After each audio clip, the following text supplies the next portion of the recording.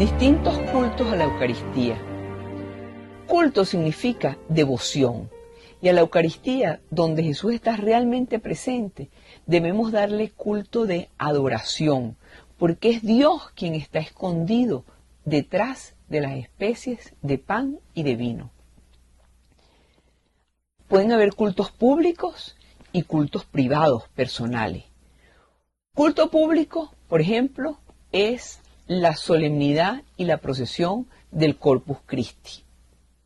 Procesionar la custodia con Jesús consagrado por las calles, por las avenidas, por las plazas, eso es un culto público. Celebrar la misa del Corpus Christi es un culto público. Otro culto público son los congresos eucarísticos, es decir, esas reuniones de cristianos donde se dan cita para meditar, pensar y reflexionar acerca de la Eucaristía, congresos eucarísticos. Otro culto público es la exposición del Santísimo Sacramento para la devoción y culto a la presencia real de Cristo. Cultos privados, por ejemplo, es la comunión espiritual que tú puedes hacer a lo largo del día. Como expresión de gratitud por la comunión sacramental recibida y como preparación para recibir con fervor la comunión sacramental, tú puedes pedirle a Dios: Señor, ven a mi alma, Señor, ven en mi corazón, Señor, prepara mi alma. Es un culto privado y eso sería el termómetro de la sincera amistad con Jesús y la expresión más genuina, más exacta de esa verdadera comunión con Dios, de esa íntima comunión que tú tienes con Jesús. Acuérdate que Jesús decía: donde está tu tesoro, allí también está tu corazón. Estas comuniones espirituales las podemos hacer caminando, esperando el autobús, en el carrito por puesto, en el taxi, mientras estamos trabajando, mientras estamos estudiando, mientras estamos jugando, participando en algún partido de fútbol, de béisbol, de básquetbol. Ahí puedes decir: Señor, ven a mí. Es una forma de comulgar espiritualmente. Lo único que necesitas es elevar tu pensamiento a Cristo Eucaristía y decir: yo quisiera recibirte sacramentalmente. Las visitas al Santísimo no se realizaron desde el primer momento. Las visitas al Santísimo es una práctica que aparece por primera vez en la vida de una santa que se conoce con el nombre de Santa Dorotea en 1394. Dorotea y su vida son muy interesantes. Dorotea vivió entre 1347 y 1394. Era una viuda. Era oriunda de Montau, una ciudad que queda en la antigua Prusia, donde está hoy el territorio de Polonia. Era una mujer de origen campesino y sus datos, lo que se conoce de ella, es solamente a partir de los 17 años. Porque a esa edad ella se casó con un rico fabricante de cuchillos que se llamaba Alberto de Danzig, que también se conoce como Adalberto de Praga. Y tuvo 9 hijos. Y de esos 9 hijos, solamente una hija fue la que vivió, todos los demás se murieron, y esa hija se hizo, a lo largo del tiempo, monja benedictina. Durante muchos años, el matrimonio de Dorotea y de Adalberto era un verdadero calvario, porque Adalberto tenía un carácter violentísimo y la insultaba, le pegaba. Ahora, Dorotea sobrellevaba esta situación con oración. Ella le pedía a Dios: Señor, que este hombre, mi esposo, mi marido, me deje de insultar, me deje de golpear. Hazlo que se convierta, por favor, Señor. Y le suplicaba que cambiara de carácter, que se arrepintiera de sus pecados, que se arrepintiera de su violencia. Y la paciencia, el amor y sobre todo las oraciones de Dorotea lograron el milagro. Y lograron el milagro de que Adalberto se convirtiera en un hombre tranquilo en un hombre pacífico que respetaba a su esposa. Y a partir de este cambio, el matrimonio se convirtió en un modelo de vida cristiana. Dorotea y Adalberto, ambos rezaban juntos, iban a la misa y empezaron a hacer peregrinaciones. Una de estas peregrinaciones que hacían, por ejemplo, era a Colonia, esa ciudad alemana donde se dice que están enterrados los 3 reyes magos. También iban a la abadía benedictina de Einsiedel, en Suiza, que es uno de los más antiguos santuarios de Suiza, un lugar de oración consagrado al Divino Redentor y donde se venera a la Virgen María, recibiendo de ella como una serie de gracias y una serie de cosas lindas y de paz. Allí la Virgen María se conoce como la Virgen Negra. Iban también a la Capilla de las Gracias, que se levanta sobre un lugar que históricamente está comprobada, donde había un benedictino que había muerto hacia el año 861 y con el ejemplo de su vida y una muerte muy santa, había encendido y alimentado la luz de la fe en todos los pueblos alrededores. Todavía hoy los hijos de San Benito, o sea, los benedictinos, con su oración constante y con su vida ejemplar, mantienen viva la fe a través de los siglos y la transmiten intacta a todas las generaciones futuras.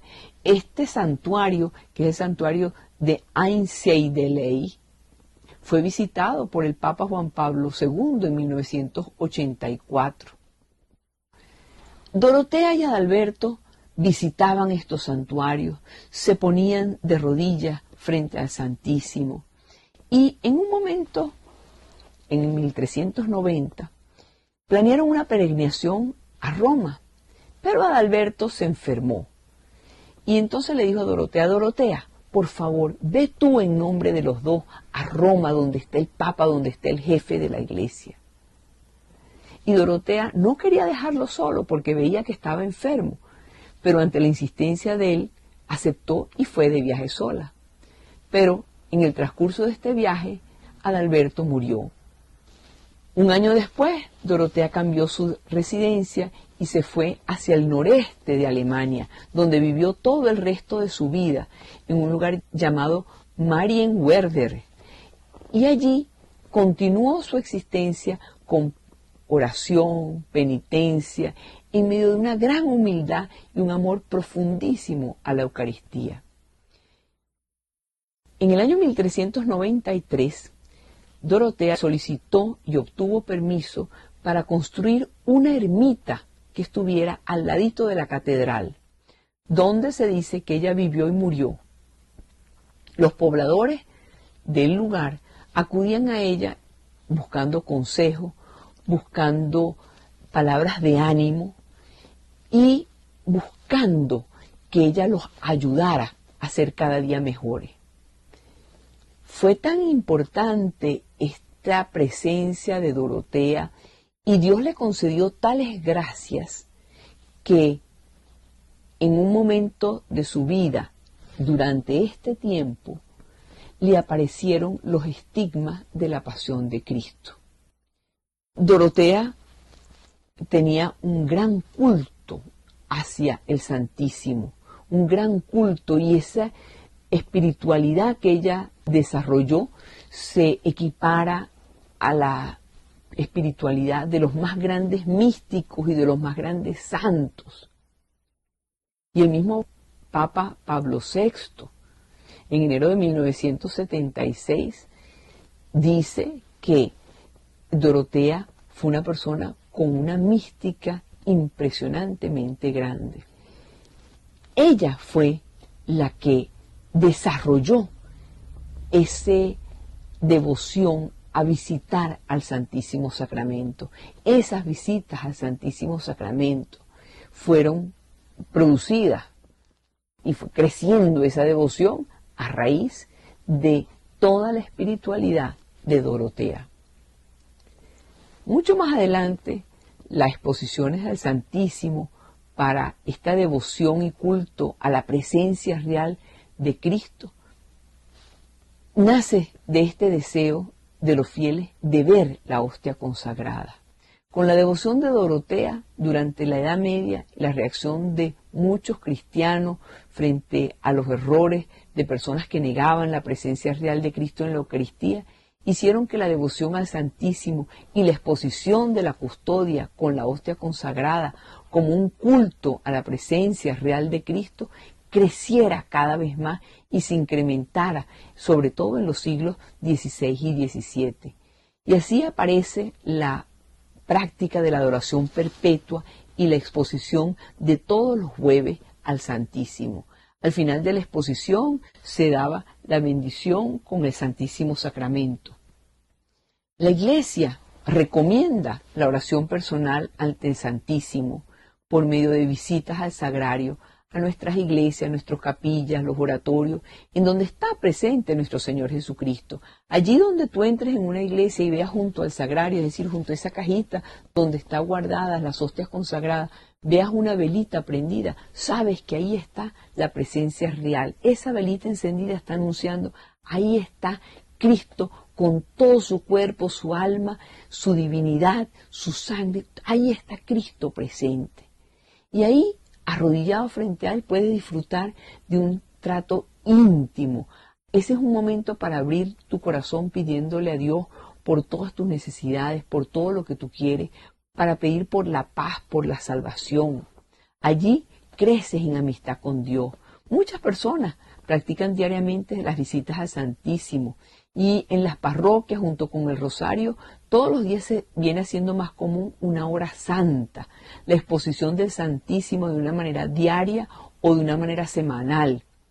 El arraigo de esta devoción de las visitas al Santísimo se comprueba con esa cantidad de literatura que existe. Existen muchísimos libritos y muchísimas oraciones para hacer frente al Santísimo. Uno de los primeros escritos de esto fue de San Alfonso María de Ligorio, y que en vida de San Alfonso María de Ligorio, el librito que él escribió como Cómo visitar al Santísimo, tuvo 80 ediciones y se tradujo a cantidades de idiomas. Hay muchas congregaciones religiosas que están dedicadas al Santísimo, como la congregación en Venezuela de las Siervas del Santísimo Sacramento, fundadas por Monseñor Juan Bautista Castro. Ellas se dedican exclusivamente a adorar a Dios en la Eucaristía y ayudar a los sacerdotes. Por supuesto, también hacen una porción de obras de apostolado, pero esa es su devoción principal. Por allá por 1328 se surgieron una congregación de los monjes blancos o los hermanos del Santísimo Sacramento. Pero sobre todo a partir del siglo XVII y en el siglo XIX surgen una cantidad de congregaciones religiosas y vamos a recordar solamente, a modo de ejemplo, los sacerdotes del Santísimo Sacramento, las adoratrices, como repito, del Santísimo Sacramento y de la Santísima Caridad, fundadas en 1859 por Santa Micaela María del Santísimo Sacramento, quien escribió en una ocasión: estando en la guardia del Santísimo, me hizo ver el Señor las grandes y especiales gracias que desde los sagrarios derrama sobre la tierra y además sobre cada individuo de acuerdo a la disposición de cada uno, y cómo les despide favores a todos los que lo buscan. Ya San Juan Bosco decía, mire, propaguen la devoción a Jesús sacramentado y verán la cantidad de milagros que hay. Hay muchas congregaciones, las Marías de los Sagrarios, las Misioneras Eucarísticas de Nazaret, los hermanos y las hermanitas de Jesús, derivados de Charles de Foucault, las Misioneras de la Caridad. Hay muchísimas, muchísimas. En general, todas las congregaciones religiosas han surgido y tienen una gran devoción a Jesús en la Eucaristía. Jesús está presente en nuestro sagrario y desde los sagrarios invita para que todos nuestros afectos, todas nuestras peticiones las hagamos frente a Él y lo tengamos a Él muy presente. Amigos, junto al sagrario aprendemos a amar a Dios, amar a nuestros semejantes. Ahí vamos a encontrar las fuerzas necesarias para ser fieles, el consuelo en los momentos de dolor.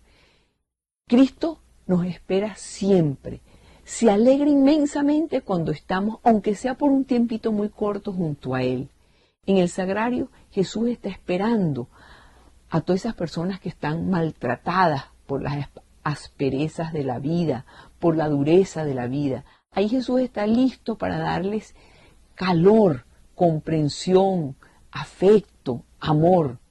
Junto al sagrario, diariamente se cobran actualidad esas palabras de Jesús que decía: vengan a mí todos los que están cansados y agobiados, y yo los aliviaré.